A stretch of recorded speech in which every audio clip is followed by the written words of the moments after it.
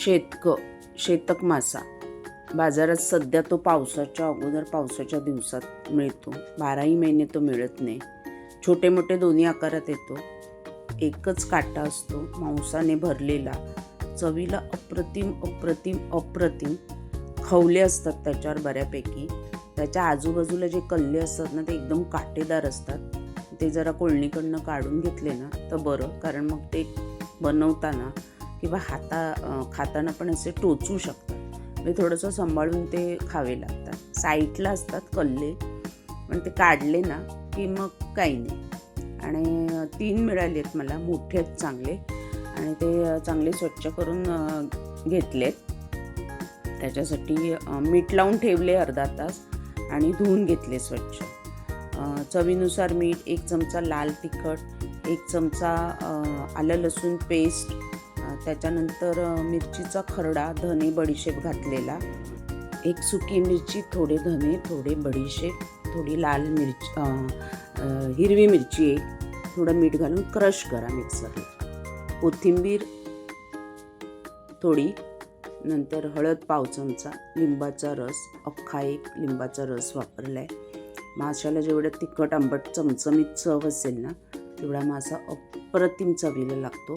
आणि मॅरिनेट केल्यानंतर लिंबाच्या रसामुळे तो मसाला माशापर्यंत आतपर्यंत मुरतो छानपैकी. आता सगळा मसाला रेडी झाला आहे. आता आपले मासे मीठ लावून स्वच्छ धुवून अर्धा तास ठेवलेत, म्हणजे त्याच्यात काही उग्र स्मेल आणि काय असेल तर ते निघून जातं. आणि मसाला छान असा त्या चिरा पाडल्यात त्याच्यात भरून, आतमध्ये सगळा भरून छान त्याला कोटिंग मस्त मसाल्याचं करून परत अर्धा तास ठेवून द्यायचं मॅरिनेट होण्यासाठी. म्हणजे मसाले आतपर्यंत छान असे मुरतात आणि त्याच्या त्या मांसाला चव चांगली लागते. ह्याला एकच काटा आहे. मांस एकदम मऊ लुसलुशीत आणि मस्त मांस असतं. ह्याला चवीने खाता येतो हा.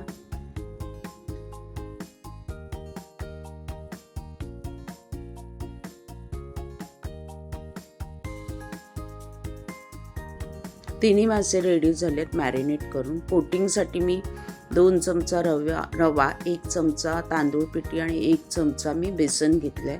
लाल तिखट चवीनुसार, मीठ घालून कोटिंग तयार केलं आहे. असं कोटिंग केलं ना की छानपैकी माशावर एक कोटिंग होतं, कुरकुरीत होतो मासा आणि चव अप्रतिम लागते. एकीकडे तेल ठेवलं आहे मी तव्यामध्ये. मी कोकोनट ऑइल वापरणार आहे. तुम्हाला कोणतं घरात अवेलेबल असेल ते वापरलं तरी चालेल.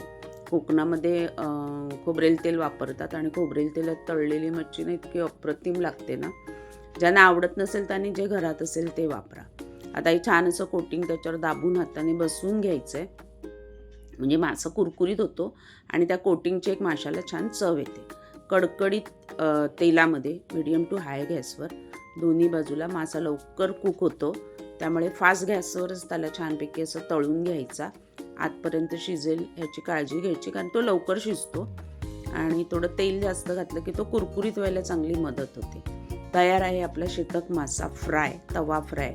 भाकरीबरोबर, चपातीबरोबर किंवा मालवणी माशाचं सार आणि भाताबरोबर आस्वाद घ्या. मालवणी शेतक मासा तवा फ्राय ही मालवणी पद्धत आहे. तुम्ही कोणतीही म्हणा, पण चवीला इतका अप्रतिम लागणारा शेतक मासा. ह्याचा रस्साही होतो, चटणीही होते. आपण नंतर कधीतरी बघू.